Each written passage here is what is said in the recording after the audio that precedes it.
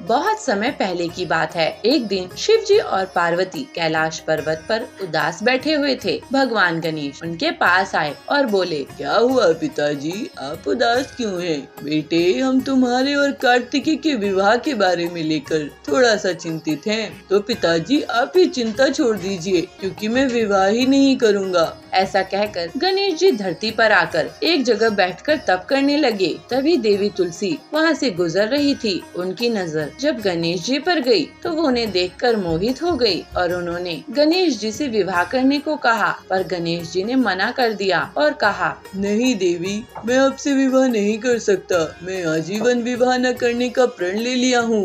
आप यहाँ से चली जाइए। इस बात से तुलसी जी क्रोधित हो गई और उन्होंने गणेश जी को श्राप दे दिया, तुम आज शादी करने से मना कर रहे हो, पर एक दिन ऐसा आएगा जिस दिन तुम्हारी 2 शादी होंगी। गणेश तुलसी जी के श्राप को कुछ समय बीता और तब तक गणेश जी का शादी का मन होने लगा, पर कोई भी देवता अपनी बेटी उन्हें देने को तैयार नहीं था, क्योंकि वो कहते थे कि गणेश जी और देवताओं की तरह रूपवान नहीं है। विवाह न हो पाने की वजह से गणेश जी क्रोधित हो गए और उन्होंने और दूसरे देवताओं के विवाह में खलल डालना शुरू कर दिया। इस काम में गणेश जी की सहायता उनका वाहन मूषक करता था। मूषक गणेश जी के आदेश का पालन कर विवाह के मंडप को नष्ट कर देता था, जिससे विवाह के कार्य में रुकावट आती थी। भगवान गणेश और चूहे की मिली भगत से सारे देवता परेशान हो गए थे और उन्होंने शिव जी को जाकर अपनी समस्या बताई, लेकिन इस समस्या का हल शिव जी के पास भी नहीं था।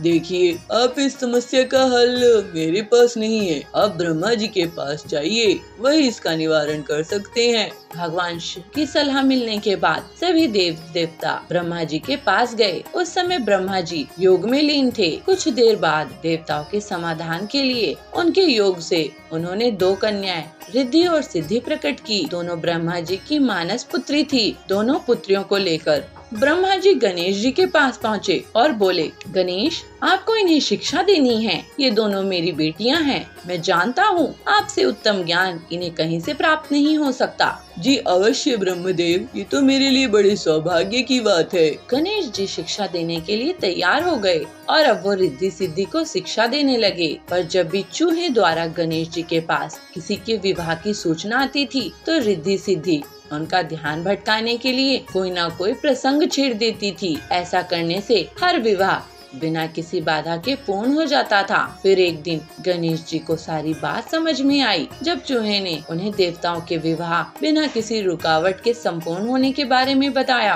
तुमने ये बात मुझे पहले क्यों नहीं बताई मूषक? बताने की कोशिश की थी प्रभु, पर रिद्धि सिद्धि देवी है, उन दोनों ने आपको हमेशा किसी बात में उलझा दी थी। क्या देवी रिद्धि सिद्धि? ये आपने सही नहीं किया। गणेश जी क्रोधित हो गए। तभी ब्रह्मा जी वहाँ प्रकट हुए और उन्होंने कहा, हे गणेश, आप अपने क्रोध को शांत कीजिए। मैं आपके सामने अपनी दोनों पुत्रों का विवाह प्रस्ताव लाया हूँ। कृपया आप इनसे विवाह कर लें। भगवान गणेश ने ये प्रस्ताव स्वीकार किया और इस प्रकार गणेश जी का विवाह बड़ी धूमधाम से रिद्धि और सिद्धि के साथ हुआ और इसके बाद उन्हें 2 पुत्रों की प्राप्ति हुई, जिनका नाम था शुभ और लाभ, और एक पुत्री देवी संतोषी भी हुई।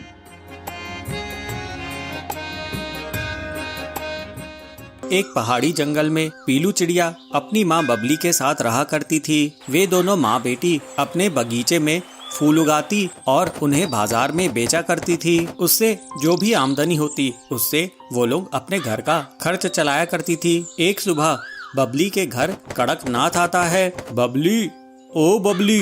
बबली कहती है, जी मुखिया जी, आप हमारे घर आए, बताइए क्या आदेश है? अरे बबली, आदेश नहीं है, खुशखबरी है। 2 दिनों बाद मेरी बेटी की सगाई है। तू मेरे घर फूल भिजवा देना। गुलाब और चमेली और जो भी अच्छे फूल हो वो तू मेरे घर भिजवा देना।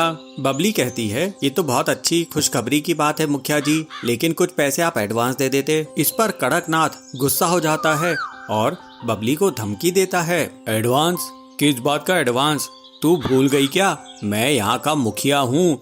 अगर मैं अपने में आ जाऊं तो तेरी दुकान बंद करवा दूंगा। मेरे हिसाब किताब में तेरे बहुत पैसे रुके हुए हैं।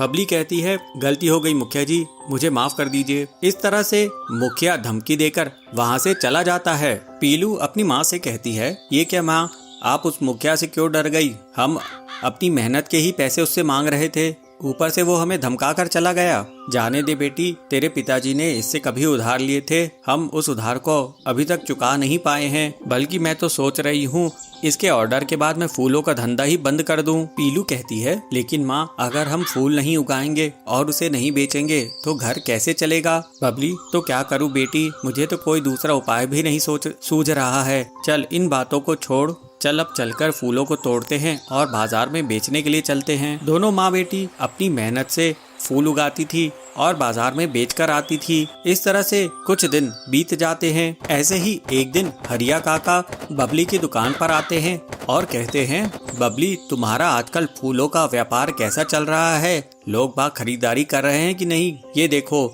मैं फूलों की नई प्रजाति के बीज लेकर आया हूँ। इनकी खुशबू बहुत अच्छी होती है। इन बीजों को अपने बगीचे में एक बार डाल के तो देखो। ये फूल अगर तुम बेचने लगोगी तो तुम्हारी आमदनी दोगुनी हो जाएगी। एक बार इन्हें लगा कर देखो। लेकिन हाँ, ये बीज थोड़े महंगे जरूर हैं। बबली, नहीं हैया काका, मैं ये बीज नहीं लगा पाऊंगी। अब तो मेरा फूलों के व्यापार से मन ही उड़ गया है। क्या आपके पास सब्जियों के बीज हैं? हाँ, मेरे पास सब्जियों के भी बीज हैं। ये देखो, आलू, प्याज, बैंगन, भिंडी, करेला। तुम्हें क्या चाहिए ये बताओ। पीलू कहती है, काका, आप हमें प्याज के बीज दे दीजिए, हम प्याज की खेती किया करेंगे। ये ले पीलू, ये हैं प्याज के बीज। ये नए किस्म के हैं, इसमें बहुत जल्दी प्याज उगाते हैं। फिर पीलू के कहने पर बबली प्याज के बीज खरीद लेती है। अपने बगीचे में बबली पीलू से कहती है, बेटी, तूने प्याज के बीज लेकर बहुत अच्छा करी, क्योंकि ये हर सीजन में हर कोई खाता ही है। पीलू कहती है, हाँ माँ, प्याज सेहत के लिए भी अच्छा होता है। गर्मी के मौसम में तो इसके बहुत फायदे हैं और ये गरीबों को बहुत पसंद रहता है। अब मैं पूरे फूल हटाकर प्याज के बीज बो देती हूँ। फिर पीलू प्याज के बीज बिखेर देती है और कुछ ही दिनों में उनके बगीचे में प्याज उगाता है। दोनों माँ बेटी अपनी फसल की अच्छी देखभाल करती हैं। प्याज की अच्छी खासी फसल को देखकर बबली खुश हो जाती है। पीलू, जा टोकरी ले आ, इन प्याज को तोड़कर हम अब बाजार में बेचेंगे। फिर वे लोग प्याज को बाजार में बेचने के लिए ले जाते हैं। प्याज ले लो प्याज, ताजे ताजे प्याज। फिर पक्षी उनके यहाँ से प्याज लेने लगते हैं। थोड़े दिनों बाद एक चिड़ा उनके दुकान पर आता है। अरे बहन, तुमने तो लाजवाब प्याज दिए थे। ऐसे प्याज तो मेरे रेस्टोरेंट में हिट हो गए हैं। अब तो लोग सिर्फ प्याज की ही सब्जी खाते हैं। एक काम करो, मुझे आप एक बोरी प्याज भरकर दे दो। मैं रोज आपसे एक बोरी प्याज लेकर जाया करूंगा। इस तरह से प्याज के इतने बड़े ऑर्डर से दोनों माँ बेटी बहुत खुश हो जाते हैं और अब वे लोग प्याज को ही बेचने लगते हैं। कुछ दिनों बाद उनके पास इतने पैसे आ जाते हैं कि वो कड़कनाथ के पूरी उधारी चुका सके और अपना जीवन हंसी खुशी बिताने लगते हैं। बहुत साल पहले पीलू एक गांव में मुर्गियों का व्यापार करती थी, लेकिन पीलू के पास जो भी मुर्गी होती वो चुपचाप भाग जाती थी। लेकिन उसके पास एक मुर्गी थी जो बहुत सालों में घर के बाहर भी नहीं गई और उसे रोज एक अंडा देती थी। पीलू सोच में पड़ जाती कि वो एक अंडे का क्या करे, क्योंकि एक अंडा तो कोई नहीं खरीदेगा। पीलू सोचती है, अब मैं इस एक अंडे का क्या करूं? मेरे पास तो कोई मुर्गी टिकती ही नहीं है। पता नहीं मुर्गियों को मैं क्यों ना पसंद हूँ। एक ही मुर्गी है जिसको मैं लवली कहती हूँ।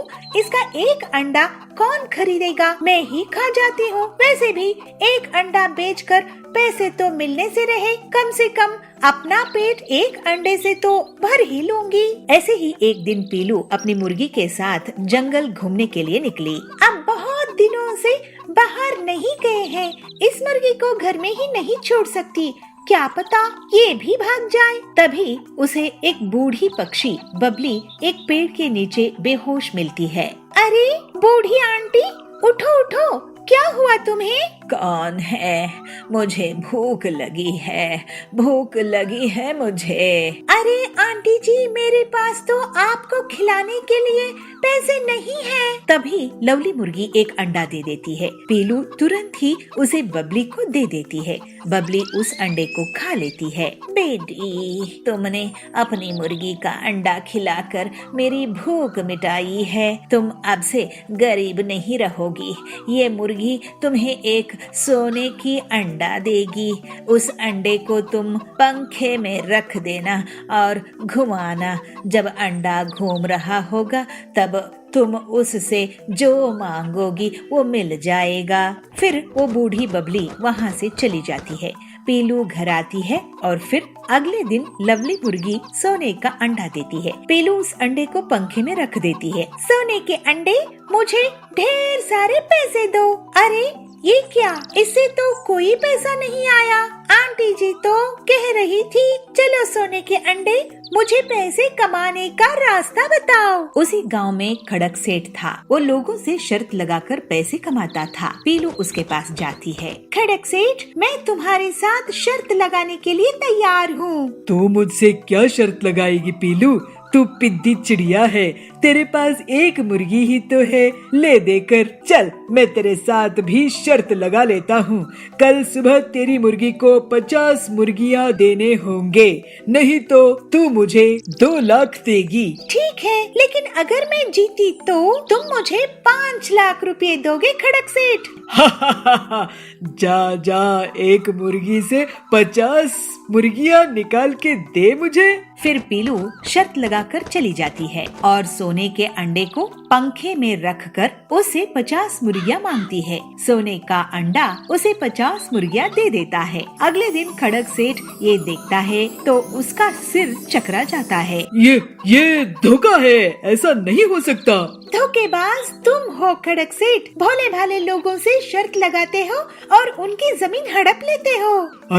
अरे तुम शर्त जीती, मैं हार गया। ये लो 5 लाख रुपए। लेकिन मैं इतनी आसानी से तुम्हें नहीं छोड़ूंगा। चलो मैं एक और शर्त लगाता हूँ। कल सुबह 500 ऑमलेट चाहिए मुझे, नहीं तो तुम मुझे 10 लाख दोगी या मैं तुम्हें 10 लाख दूंगा। मंजूर, लेकिन कल वो सारी चिड़िया रहेंगी जिनकी जमीन तुमने ले रखी है। अगर तुम कल हारे तो तुम उन सब की जमीन के कागजात वापस कर दोगे। जाओ जाओ, पहले 500 ऑमलेट लेकर आओ। फिर पीलू अगले दिन सोने के अंडे से 500 ऑमलेट की इच्छा रखती है और उसमें से 500 ऑमलेट निकल आते हैं। अगले दिन पीलू सभी अन्य पक्षियों के साथ अपने घोंसले में खड़क का इंतजार कर रही थी। क्यों पीलू, शर्त हारने के लिए तैयार हो ना? 10 लाख है कि नहीं तुम्हारे पास? अगर हार गई तो ये सारी चिड़िया तुम्हें पीटेंगी, क्योंकि तुम्हारे कारण इनकी जमीन हमेशा के लिए मेरी हो जाएगी। लेकिन ऐसी शर्त तो मैंने नहीं रखी। तुम वाकई बहुत बड़े धोखेबाज हो। लेकिन मुझे फिक्र नहीं, तुम शर्त हारने वाले हो। ये देखो, ऑमलेट गिन लो, पूरे 500 है। अरे नहीं, मेरा सिर चकरा रहा है। इतने सारे ऑमलेट। वो भागने लगता है, लेकिन सारे पक्षी उसको पकड़कर पीटने लगते हैं और अपनी जमीन के पैसे ले लेते हैं और पीलू को 10 लाख रुपए मिल जाते हैं। इस तरह से पीलू सबकी मदद करके खुशी खुशी रहने लगती है। भागलपुर गांव में पति पत्नी पीलू और बबलू किसानी करते थे। वो लोग बहुत ईमानदार थे और कम आमदनी में भी गुजर बसर कर रहे थे। बबलू खेत में कुएं से पानी निकालता था और पूरे खेत में सिंचाई करता था। लेकिन खेत में मेहनत करने के बाद भी उनके खेत में फसल नहीं होती थी। वो लोग बहुत तरह की फसल उगाने की कोशिश करते हैं, लेकिन एक भी फसल नहीं उगती है। सुनिए जी, खेत में कोई भी फसल नहीं उगती है। हमारे ऊपर बहुत कर्ज है, लोग पैसे मांगने आते रहते हैं। मैं सोच रही थी कि मैं कहीं पर मजदूरी करने लगती हूँ, क्या किसी के घर में काम करने लगती हूँ। कम से कम घर में खाना खाने लायक पैसा तो आएगा। इस खेत में कितनी ही काम करो, बेकार है। अरे नहीं पीलू, मैं इस खेत को नहीं छोड़ सकता हूँ। मेरे दादाजी ने और मेरे पिताजी ने ये खेत मुझे दिए हैं। मैं इस खेत में अगर किसानी बंद कर दूंगा तो अपने पूर्वजों को क्या मुंह दिखाऊंगा। और वैसे भी मैं एक किसान हूँ, ऐसे मजदूरी नहीं कर सकता। लेकिन हम कब तक ऐसे ही रहेंगे? देखो, तुम्हारा कहना सही है कि घर के लिए कमाई होनी चाहिए, तो तुम कहीं पर काम कर लो। मैं इस खेत में फसल बोता रहूंगा, क्योंकि ये मेरे लिए माँ जैसी है। अगर इसे ऐसे ही खाली छोड़ दिया तो यहाँ लोग शराब पीने लगेंगे और यहाँ गंदगी फैलाई जाएगी। ठीक है जी। फिर पीलू लोगों के घर काम करने लगी और बंटी खेती जारी रखता है और बहुत दिनों तक वो ऐसे ही धूप में मेहनत करता था। एक दिन उसे अचानक चक्कर आ जाता है और वो बेहोश हो जाता है। तो पीलू उसको डॉक्टर के पास ले जाती है। डॉक्टर साहब, देखिए इन्हें क्या हुआ है। सुनो बबलू भाई, आप अब बहुत कमजोर हो गए हो धूप में काम कर करके, कुछ महीने आराम करो। लेकिन अभी तो बीज बोने हैं, मैं आराम नहीं कर सकता। बबलू फिर से अपने खेत में काम करने लगता है। हे भगवान, इनको कैसे समझाऊं कि अपनी सेहत का ख्याल रखा करें। अब आप कुएं से पानी नहीं निकालेंगे, मैं निकालूंगी। पीलू कुएं से पानी निकालने लगी है। तभी उसमें से एक बाल्टी भर रुपये निकल आते हैं। ये देखकर दोनों पति पत्नी चौंक जाते हैं। अरे ये क्या, इतने सारे पैसे? तभी उसके खेत से एक देवी प्रकट होती है। बेटा बबलू, बेटी पीलू, मैं धरती माँ हूँ। तुम्हारी सेवा और ईमानदारी से बहुत खुश हूँ। बबलू, आज के इस लालच के जमाने में तुमने गरीबी झेली, लेकिन अपना खेत नहीं बेचा। इतने सालों तक मैं तुम्हारी परीक्षा ले रही थी और तुम्हारी फसल नहीं उगने दे रही थी, लेकिन तुमने अपनी उम्मीद नहीं छोड़ी। अब तुम्हारे इस कुएं से पैसे निकलेंगे और तुम और जमीन खरीदकर लोगों के लिए अनाज उगाओ, उनका पेट भरो। मेरा आशीर्वाद है तुम पे। ऐसा कहकर देवी वहाँ से चली जाती है और उनके वरदान के कारण दोनों पति पत्नी का जीवन हंसी खुशी बीतने लगता है। बेशक पूछो वत्स, मगर मैं सिर्फ 3 सवाल का जवाब दे सकता हूँ। एक गांव में एक भिखारी रहता था और वो घर घर जाके भीख मांग के खाना इकट्ठा करता था। मगर हर दिन वो जब वापस घर आता था तो उसका खाना गायब हो जाता था। मगर एक दिन इसकी खाना चुराने वाली चूहे को उस भिखारी ने पकड़ लिया। ओहो चूहे, तुम मेरा खाना क्यों चुरा रही हो? मैं तो एक भिखारी हूँ, जाकर अमीरों के खाना चुराओ। अरे ये तो मेरी भाग्य में है कि मैं तुम्हारे यहाँ से चुराऊं। मगर क्यों? क्योंकि ये तो तुम्हारे भाग्य में है। तुम कितना भी भीख मांगो या कितनी भी इकट्ठा करो, मगर तुम इतना ही रख पाओगे। यह चूहे की बात सुनकर उस भिखारी को सदमा लगा और उसका दिल टूट गया। हाँ, मेरी ऐसी किस्मत क्यों है? मुझे नहीं पता, तुम जाकर आचार्य से पूछो, शायद आचार्य आपका सहायता कर सके। यह बात सुनकर वह भिखारी यात्रा पर निकल पड़ता है आचार्य को मिलने के हेतु। और ऐसे दिन भर चलते चलते और शाम को वह एक धनवान के घर पहुंच जाता है। बहुत थकान से वह वहीं पर रात बिताने की तय करता है। तो जाकर वह उस घर के दरवाजा खटखटाता है। ओ भाई साहब, अंधेरा हो रहा है और मैं इस जगह पे नया हूँ, क्या आपके आंगन में मैं रात बिता सकता हूँ? ठीक है, कोई बात नहीं, अंदर आ जाओ। जैसे भिखारी अंदर आता है तो वह इंसान उसको पूछता है, अरे भाई, कहाँ पर निकले हो और इतनी रात गए क्यों यात्रा कर रहे हो? ओह, मैं आचार्य जयसूर्या से मिलने चला हूँ, मुझे उनसे एक सवाल पूछना है। भिखारी की बात सुनते हुए वहाँ पे आई हुई उस धनवान की पत्नी पूछती है, क्या हम आचार्य से पूछने के लिए एक सवाल तुम्हें दे सकते हैं? ओह, क्यों नहीं, बताइए मेम साहब, आपकी तरफ से मैं यह प्रश्न भी पूछ लूँगा। हमारी एक बेटी है जो बोल नहीं सकती, हम ऐसा क्या करें कि वो बोल सके? अगले दिन उठकर वह भिखारी उन्हें धन्यवाद कहता है और यह कहता है कि आचार्य से उनकी सवाल का हल जरूर पूछेगा और अपनी यात्रा जारी रखता है। और उसको सामने पहाड़ नजर आते हैं और वह चिंता करते हुए यह कहता है, हे भगवान, मैं इन पहाड़ों को कैसे पार करूं? तभी उसके सामने एक जादूगर दिखता है। भाई साहब, क्या इस पहाड़ को पार करने में आप मेरी मदद कर सकते हैं? क्यों नहीं, मेरी छड़ी पर चढ़ जाओ। उसकी बात सुन के भिखारी उसकी छड़ी पर चढ़ जाता है और वह जादूगर अपनी छड़ी पे बिठाकर उस भिखारी को पूरी पहाड़ पार कराता है। उसके बाद उस जादूगर ने, अरे भाई तुम कहाँ जा रहे हो?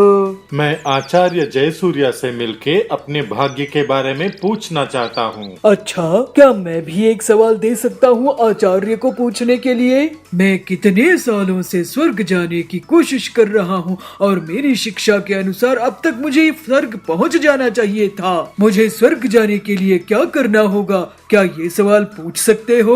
हाँ हाँ, मैं आपका भी सवाल उनसे पूछूंगा। जैसे ही वो आगे चला जाता है तो एक नदी पार करने की रुकावट उसे मिलती है। ओहो, अब इस नदी को मैं कैसे पार करूं? तभी उसे एक बड़ा कछुआ मिलता है और उसे अपनी पीठ पर बिठाकर नदी पार कराने की कोशिश करता है। जैसे नदी पार करते रहते हैं तो कछुआ पूछता है, तुम कहाँ जा रहे हो? मैं आचार्य जयसूर्य से मिलने जा रहा हूँ अपने भाग्य के बारे में पूछने के लिए। क्या मेरा भी एक सवाल पूछ सकते हो?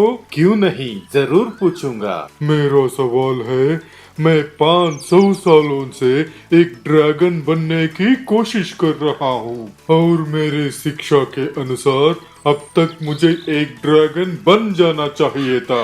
धन्यवाद प्यारे कछुए, मुझे नदी पार कराने के लिए। भिखारी कछुए को धन्यवाद कहते हुए और आगे बढ़ता है। आखिरकार वह भिखारी आचार्य जयसूर्या के कुटीर पहुंच जाता है। हाँ, पहुंच गया मैं। अब तो मैं आचार्य जी से मिलकर ही रहूंगा। सबके सवालों को अपने जहन में सोचते हुए वह भिखारी अंदर पहुंचता है और आचार्य को सादर प्रणाम करता है। आचार्य, आप कृपया मेरा नमस्कार स्वीकार करें। मैं बहुत दूर से आया हूँ आपसे कई सवाल पूछने के लिए। क्या मैं पूछ सकता हूँ? बेशक पूछो वत्स, मगर मैं सिर्फ 3 सवाल का जवाब दे सकता हूँ। यह सुन के भिखारी हैरान रह गया क्योंकि उसके पास 4 सवाल थे। पर मेरे पास तो 4 सवाल है, मैं क्या करूँ? यह सोचते हुए बहुत आलोचना करता है। पहले वो कछुए के बारे में सोचता है जो 500 साल से ड्रैगन बनने की कोशिश में नदी में रह रहा है। बेचारा कछुआ गहरी नदी में कैसे जी पाएगा? फिर वो जादूगर के बारे में सोचता है जो हजारों सालों से स्वर्ग जाने की कोशिश कर रहा है। ओहो, 1000 साल तो बहुत लंबे होते हैं, उसे तो स्वर्ग जाना चाहिए। उसके बाद वह लड़की के बारे में सोचता है जो पूरी जिंदगी बिना कुछ बोले जी रही है। हाँ, पूरी जिंदगी बिना कुछ बोले जीना ये तो असंभव है। फिर वो अपने बारे में सोचता है, मैं तो एक भिखारी हूँ, मैं जहाँ भी भीख मांग सकता हूँ। मेरे लिए कुछ नहीं बदलेगा, मगर उन लोगों के लिए बहुत कुछ बदल सकता है। यह सोचते सोचते उसको अपनी समस्या दूसरों से छोटी लगने लगी और इसलिए उसने उन तीनों की सवाल पूछने की फैसला किया। कछुआ ड्रैगन बनने के लिए अपनी ढांचे से बाहर आना होगा। उसने मोह त्याग दिया तो वो जरूर ड्रैगन बनेगा। भिखारी की पहले प्रश्न को तो उत्तर मिल गया। दूसरी प्रश्न भिखारी पूछता है जादूगर के बारे में, तो आचार्य ऐसे उत्तर देते हैं, जादूगर को छड़ी की मोह छोड़ना पड़ेगा। छड़ी के ऊपर उसका मोह ही उसे स्वर्ग जाने से रोक रहा है। जादूगर का भी हल मिलने के बाद वह लड़की के बारे में प्रश्न पूछता है, तो बिना बोलने वाले लड़की का क्या? लड़की जरूर बोल पाएगी जब वो अपने हमसफर से मिलेगी। धन्यवाद आचार्य जी। आचार्य जयसूर्या उसको आशीर्वाद देते हैं और मुस्कुरा के उसे विदा कर देते हैं। वह भिखारी आचार्य को प्रणाम करके अपने घर के ओर निकल पड़ता है। नदी के पास वह कछुआ भिखारी को फिर से मिला। क्या तुमने मेरे सवाल का जवाब पूछा? हाँ हाँ, बस तुम अपने ढांचा निकाल दो और ड्रैगन बन जाओगे। कछुआ अपने ढांचा निकाल देता है। उस ढांचे के अंदर बहुत सारे कीमती मोतियां थी और ड्रैगन कहता है, इन्हें तुम रख लो, मेरी तरफ से तुम्हें धन्यवाद। भिखारी को सारी मोती देते हुए कछुआ ड्रैगन बन के उड़ जाता है। जैसे ही पहाड़ तक पहुंचता है भिखारी तो वो जादूगर फिर से उसे मिलता है। अरे जादूगर, आप अपने छड़ी नीचे रख दो, स्वर्ग की दरवाजे आपके लिए खुले हैं। सच में? ऐसे जादूगर छड़ी भिखारी को दे देता है और स्वर्ग की तरफ चल पड़ता है। अब भिखारी के पास कछुए के दिए हुए मोतियां हैं और जादूगर की छड़ी। वह भिखारी वापस उस परिवार के पास पहुंचता है जिसने रात को सहारा दिया था। वह परिवार भिखारी को देखकर खुश हुए और अपनी सवाल की जवाब सुनने के लिए कातुर थे। आचार्य जी ने कहा है कि जब आपके बेटी अपने हमसफर से मिलेगी तब बोल पाएगी। तभी उस परिवार की बेटी नीचे आई और बोली, क्या ये वही आदमी है जो पिछले हफ्ते भी यहाँ आया था? उस लड़की की माता पिता हैरान हो गए और वो भिखारी की तरफ देखते हैं और तय करते हैं कि यही इस लड़की की हमसफर है। माता पिता ने इन दोनों की शादी तय कर दी और वो हमेशा खुश रहे। वृंदावन नगर गांव के जंगल में पीलू चिड़िया रहती थी। वो भगवान श्री कृष्ण की भक्त थी। हर रोज उन्हें अपने हाथ के बने हुए बेसन के लड्डू भोग में लगाती थी। उसके पिताजी एक फैक्ट्री में काम करते थे और माँ घर संभालती थी। एक दिन पीलू के पिताजी का फैक्ट्री में एक्सीडेंट हो जाता है और उन्हें बेड रेस्ट के लिए कहा जाता है। हे भगवान, ये क्या हो गया? इस उम्र में इनका एक्सीडेंट हो गया है। ये कैसे परीक्षा ले रहे हो हमारी? अभी तो पीलू की शादी भी तो करनी है। इनके इलाज के लिए हमारे पास पैसे कहाँ से आएंगे? माँ, तुम चिंता क्यों करती हो? ये भगवान की ही दया है कि पिताजी की जान बच गई। और रही इनके इलाज की बात, उसके लिए मैं पैसा कमाऊंगी। मुझे बेसन के लड्डू बनाने आता है। मैं बेसन के लड्डू को घर घर बेचा करूंगी। भगवान का भोग है, सभी को पसंद आएगा ही। बेटी, तू कितनी हिम्मतवान है और तेरी भक्ति कितनी शुद्ध है, लेकिन उसके लिए भी तो पैसे कहाँ से आएगा बेटी? माँ, मेरे पास कुछ पैसे जमा है, मैं उनका इस्तेमाल कर लूंगी। इसके बाद पीलू बेसन के लड्डू बनाना शुरू कर देती है। हर सुबह भगवान श्री कृष्ण को भोग अर्पित करती है और बाकी के टोकरी में ले जाकर बेचने लगती है। लड्डू ले लो लड्डू, बेसन के लड्डू, लड्डू ले लो लड्डू, बेसन के लड्डू। ऐसे बेसन के लड्डू कभी भी नहीं खाए होंगे। सुंदरी उसके पास जाती है। अरे वाह पीलू, इन लड्डू में से तो बहुत अच्छी खुशबू आ रही है। पीलू सुंदरी को लड्डू खिलाती है। बहुत ही स्वादिष्ट लड्डू है ये। कितने अच्छे से बेसन को पकाई हो। 1 किलो दे दो, मैं अब पूरे रिश्तेदारों में बांटूंगी कि पीलू कितने अच्छे बेसन के लड्डू बनाती है। थैंक यू सुंदरी दीदी, भगवान श्री कृष्ण जी के हैं, उन्हें अच्छे लगते तो सबको अच्छे लगेंगे। इस तरह से पीलू के बेसन के लड्डू की बिक्री बढ़ने लगती है। हे कृष्णा जी, आपको लड्डू खिलाते खिलाते मुझे लड्डू बनाना आ गया और आज आपके भोग के कारण ही मैं अपने परिवार को संभाल पा रही हूँ। आपकी जय हो। एक दिन, पीलू, हमने तुम्हारे बेसन के लड्डू की बहुत तारीफ सुनी है। 2 दिन बाद मेरे बेटे का जन्मदिन है, मुझे 20 किलो लड्डू चाहिए। तो जाबाज को पीलू ऐसे कहती है, जाबाज जी, ये तो बहुत खुशी की बात है, मैं आपको 20 किलो लड्डू बनाकर दे दूंगी। लेकिन एक बात सुन लो पीलू, अगर एक भी लड्डू खराब हुआ तो तुम्हारी खैर नहीं। मैं लड्डू भगवान श्री कृष्ण के लिए बनाती हूँ जाबाज जी, इसलिए लड्डू का खराब होने का कोई सवाल ही नहीं होता। ये पीलू कहाँ से लड्डू बनाने लगी है? पहले तो मेरे यहाँ ग्राहकों की भीड़ लगी रहती थी, अब तो मेरे लड्डू में कीड़े लग रहे हैं। पीलू के बेसन के लड्डू को खराब करना ही होगा, जिससे जाबाज इसको पीट देगा। उस रात पीलू जाबाज के लिए लड्डू बनाने की तैयारी कर रही थी। फिर वो सोने चली जाती है। तभी कालू एक मिट्टी का पैकेट लेकर उसके घर में घुस जाता है। अब तुझे कौन बचाएगा पीलू? कालू लड्डू में मिट्टी छिड़काकर भाग जाता है। अगले सुबह पीलू देखती है, अरे मेरी बेसन में इतनी मिट्टी कहाँ से आ गई? मैंने किसी का क्या बिगाड़ा था? हे कृष्ण जी, आपको अब मैं भोग कैसे लगाऊंगी? मुझे जाबाज के ऑर्डर की चिंता नहीं है, मुझे तो आपको लड्डू खिलाने हैं। फिर पीलू रोने लगती है, लेकिन तभी भगवान श्री कृष्ण उसे दर्शन देते हैं। पीलू रो मत, मैं हूँ ना तुम्हारे लिए। कृष्णा जी, आप इतने प्यार से तुम मुझे लड्डू का भोग लगाती हो, मैं तुम्हारे प्यार के कारण ही आया हूँ। पीलू, तुमने निश्चिंत होकर बेसन के लड्डू बनाओ। जिसने तुम्हारे नुकसान करने की कोशिश की उसे मैं देख लूंगा। फिर श्री कृष्ण बेसन के ऊपर से हाथ घुमाते हैं और पूरी मिट्टी बेसन से अलग हो जाती है। फिर पीलू भगवान श्री कृष्ण पर ध्यान लगाकर बेसन के लड्डू बनाना शुरू कर देती है। और अगले दिन, ये लीजिए जाबाज जी आपके बेसन के लड्डू। वाह पीलो, सभी मेहमानों को तुम्हारे लड्डू बहुत पसंद आ रहे हैं। शाबाश, आपसे तुम्हें हमारे घर के हर फंक्शन का ऑर्डर मिलेगा। जय श्री कृष्ण।